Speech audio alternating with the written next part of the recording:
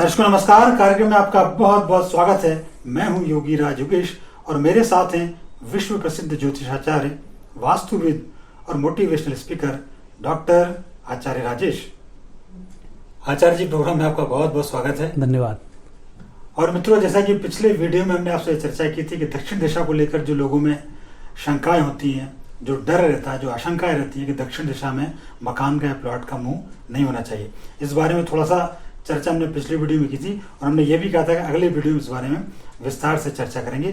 तो आज दक्षिण दिशा के बारे में विस्तार से चर्चा करेंगे कि दक्षिण दिशा का जो मुंह होता है प्लॉट का या मकान का, वो क्यों नहीं होना चाहिए, और यदि होता है, यदि किसी का प्लॉट ऐसी जगह है या मकान ऐसी जगह है कि उसकी दिशा बदलना असंभव है, तो ऐसी स्थिति में क्या किया जाना चाहिए, यानी दक्षिण दिशा के दोष कैसे दूर किए जा सकते हैं, इस बारे में आज हम चर्चा करेंगे। और आचार्य जी आपको उन छोटी छोटी चीज़ों के बारे में बताएंगे जिससे दक्षिण दिशा में प्लॉट या मकान का मुंह होते हुए भी आप सुख समृद्धि और शांति के साथ अपना जीवन यापन निर्वाह कर सकते हैं। तो हम आचार्य जी के पास सीधे चलते हैं और आचार्य जी से जानते हैं इस बारे में। आचार्य जी, सबसे पहले तो हम आपसे यही जानना चाहेंगे कि आखिर ये जो दक्षिण दिशा के बारे में लोगों में जो भय रहता है, जो आशंका रहती है, लोग बड़े तरह तरह की आशंकाएं जाहिर करते हैं कि दक्षिण दिशा में मुंह नहीं होना चाहिए, तो ऐसा क्यों नहीं होना चाहिए इसका मुंह?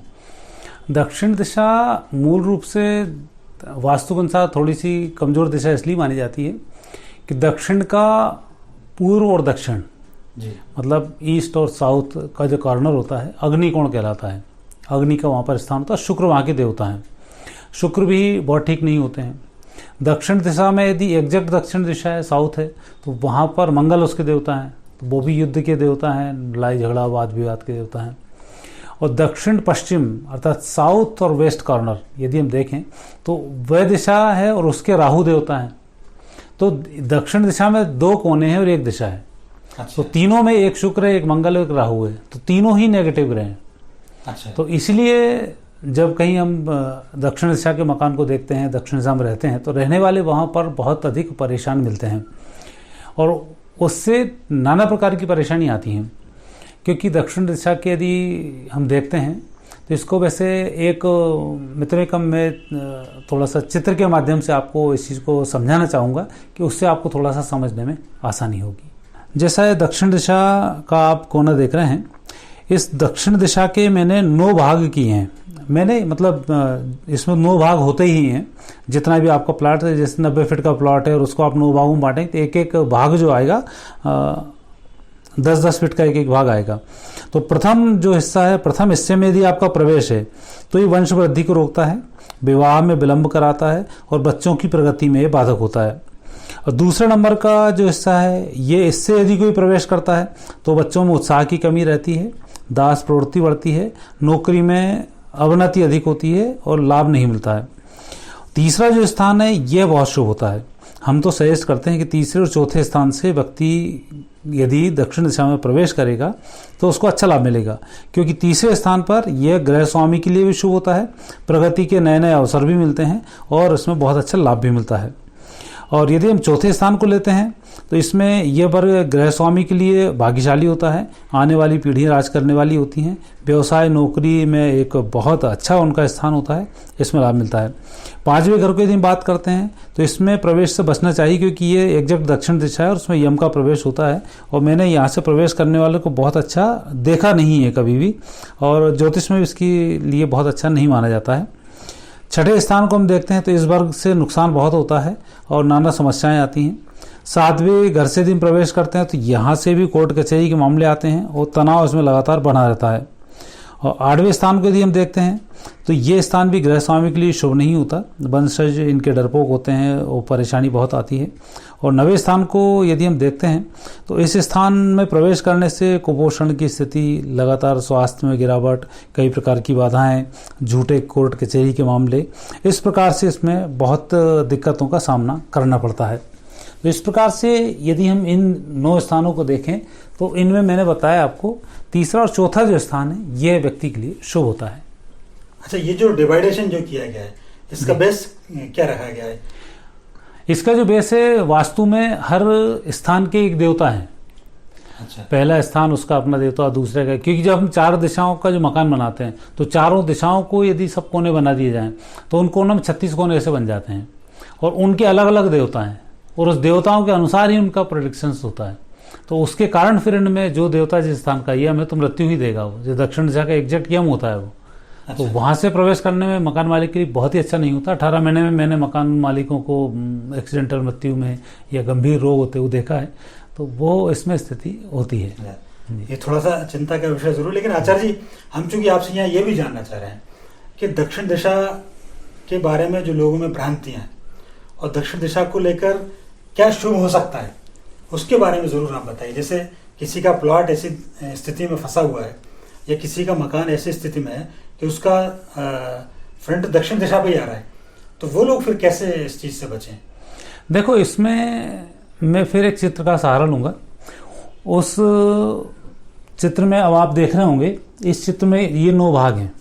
9 भाग में से 2 जगह मकान होता है, या तो व्यक्ति के घर में प्रवेश के लिए पहला या दूसरा, इस हिस्से में से व्यक्ति प्रवेश करेगा आजकल के नगर नियम के हिसाब से, या 8वें और 90वें हिस्से में से व्यक्ति प्रवेश करेगा।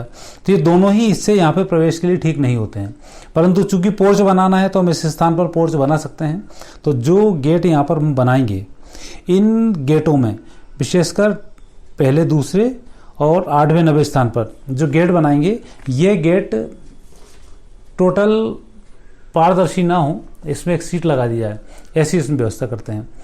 दूसरा, हम तीसरे और चौथे स्थान से छोटा एक गेट बना सकते हैं, मतलब बड़े गेट के बाजू आप एक छोटा गेट बना लें, वो मालिक के लिए आने जाने की व्यवस्था उसमें से करें, तो पहला समृद्धि वहीं से उनको प्राप्त होनी शुरू हो जाती है। तो दूसरे और जिस जगह की व्यवस्था नहीं, दूसरे और तीसरे स्थान से दर्शकों आपको जो गेट बनाना है, पहले खाका दूसरा वाला 2 को छोड़ देंगे, तीसरे और चौथे स्थान से आप अपना एक छोटा गेट बना लें। दक्षिण दिशा का कोई भी दोष आपके ऊपर लागू नहीं होगा और आपके घर में सुख शांति समृद्धि की प्राप्ति होगी। तो एक उपाय तो मुख्य द्वार से यही होता है, और दूसरे बहुत सारे दोष इसमें बन जाते हैं। कई बार ऐसा होता है कि आप बदल ही नहीं सकते हैं, छोटी जगह, छोटे मकान है, छोटी जगह, वहाँ कुछ कर ही नहीं पाते हैं, फिर उसमें आपको घर के अंदर चेंजेस करने होते हैं।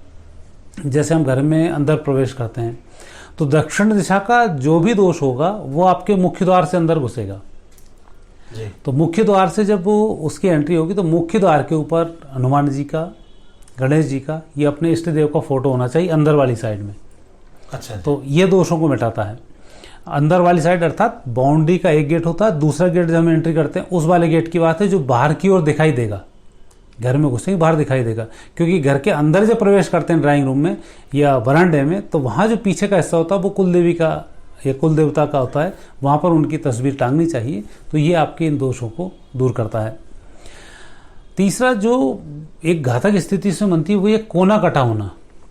जैसे पूर्व दिशा और दक्षिण दिशा का जो आग्नेय कोण होता है, ईस्ट और साउथ के बीच का, वो यदि कटा हुआ है तो फिर नुकसान करता है, मतलब संतति की हानि कर देना, संतान में संन्यास का भाव जागृत कर देना, संतान की तरक्की नहीं होने देने देता है। दूसरा, दक्षिण और पश्चिम का कोना कटा होना, जज के घर में भी कोर्ट केस चल जाते हैं। अच्छा। यदि दक्षिण और पश्चिम का कोना कटा हो तो जज भी अछूता नहीं रह सकता, चाहे जांच बैठ जाएगी, चाहे कुछ हो जाएगा, पर उसको कोर्ट केस अंतोगत्वा लड़ना ही पड़ेगा। अच्छा। तो इस स्थान का विशेष ध्यान होता है कि इसको हमें डेवलप करके रखना होता है। अच्छा आचार्य जी, ये बात तो आपने बताया दक्षिण पश्चिम कैसे दूर कर सकते हैं। कई घरों में मैंने देखा है कि जो गणेश जी और हनुमान जी का आपने जिक्र किया, उनका मुंह बाहर की तरफ होता है, मतलब मुख्य अपने मकान के बाहर वो गणेश जी लगाए। हाँ। उसका क्या रीजन है, लगाना चाहिए क्या? बाहर नहीं लगाना चाहिए। अच्छा। मुख्य द्वार के ऊपर ही लगाना चाहिए। अच्छा। मतलब बाहर लोग बाउंड्री वाल पर उस पर लगा देते हैं, वो कभी भी ऐसा भगवान नहीं होना चाहिए। और जो मुख्य द्वार होता है उसकी एक बहुत बड़ी भूमिका होती है। मुख्य द्वार को ऊपर इस तरह से बनाना चाहिए कि जहाँ आप एंट्री कर रहे हैं वहाँ या तो बेल चढ़ जाए ऊपर, या ऐसा तिकोना टाइप एक ऐसा बना दे जो हम एंट्री करते हैं उसको समृद्ध द्वार कहा जाता है, और उसके ऊपर स्वस्तिक का चिन्ह बना दिया जाए। स्वस्तिक का चिन्ह दिखने में बड़ा आसान है लेकिन इसके रिजल्ट्स बहुत ज़बरदस्त हैं। अच्छा। आपने गांव में कई बार देखा होगा, शुभ लाभ लिखा होता है, स्वस्तिक बना होता है, कलश बना होते हैं, मछली बनी होती है, इनकी अपनी भूमिका है। और दक्षिण दिशा के दोष को दूर करने के लिए तो विशेष रूप से ये लाभकारी होती है। वैसे मैं आपसे 3 चीज़ों की चर्चा करूंगा। जैसे दक्षिण दिशा का आपका मकान है और संतान को नुकसान आपको हो रहा है, तो ऐसे व्यक्तियों को अपने घर के मुख्य द्वार पर स्वस्तिक का चिन्ह लगाना चाहिए। मुख्य द्वार के ऊपर वाली साइड में स्वस्तिक का चिन्ह लगाएं, आपको दोष दूर होगा। पत्नी की तबीयत ठीक नहीं रहती है तो वहाँ पर आप 2 मछलियों के फोटो आसपास लगा के रखें, पत्नी के जीवन साथी के स्वास्थ्य में लाभ मिलता है। मकान मालिक खुद यदि परेशान है तो मालिकिन जो आपकी वाइफ हैं वो अपने हाथों के 5 पंजे हल्दी के अपने मुख्य द्वार पर बनाकर दोनों साइड रखें, उससे मालिक को लाभ मिलता है। और यदि कहीं आपके ऊपर अनावश्यक कोर्ट केस चले, अनावश्यक परेशानी हो, तो दक्षिण दिशा वाली दीवार पर शमी के पेड़ या कैक्टस, छोटे छोटे कैक्टस होते हैं, उनके 3 गमले रख दें तो उससे भी ये दोष दूर हो जाते हैं। आचार्य जी, आपने बहुत महत्वपूर्ण बात बताई और जो छोटे छोटे आपने जो टिप्स बताए, निश्चित तौर पर हम उम्मीद करते हैं हमारे दर्शकों को ये पसंद भी आए और कहीं ना कहीं लाभ जरूर उनको देंगे। और जो भ्रांतियां जो दक्षिण दिशा को लेकर जो लोगों के मन में, वो भ्रांतियां दूर होगी। और आपने बहुत ही आसान से उसमें कहा कि स्वास्थ्य का चित्र, स्वास्थ्य का चिन्ह बना लें, मछली के चिन्ह बना लें, या घृणियाँ अपने हाथ के पंजे उन पर बना लें। तो ये दर्शकों, ये छोटी छोटी चीज़ें हैं, लेकिन ये आपके घर के बहुत बड़े बड़े दोष दूर कर सकती हैं। जैसा कि आचार्य जी ने कहा कि कभी कभी अनावश्यक कोर्ट कचहरी से आप बच सकते हो, अनावश्यक दुर्घटनाओं से बच सकते हो, गृह क्लेश से बच सकते हो। तो दर्शकों, ये थी दक्षिण दिशा के बारे में बहुत महत्वपूर्ण जानकारी, और आचार्य जी ने बहुत ही विस्तार के साथ बताया और बहुत ही छोटे छोटे टिप्स आपके लिए दिए जो आपके लिए बहुत उपयोगी होंगे। आचार्य जी, आपने बहुत महत्वपूर्ण जानकारी हमारे दर्शकों के साथ शेयर की, इसलिए आपका बहुत बहुत धन्यवाद। और शुक्रिया उन तमाम दर्शकों का जो देश भर से और पूरे विश्व से हमारे साथ जुड़े। ये वीडियो आपको पसंद आया है तो आप इसको लाइक करें, शेयर करें और हमारे चैनल को सब्सक्राइब करना ना भूलें। साथ ही बेल आइकन को प्रेस करें ताकि हमारे नए वीडियो से संबंधित नोटिफिकेशंस आपको मिलते रहें। अगली बार फिर किसी ऐसे ही विषय के साथ आपसे बातचीत होगी। तब तक के लिए आज्ञा दीजिए। नमस्कार।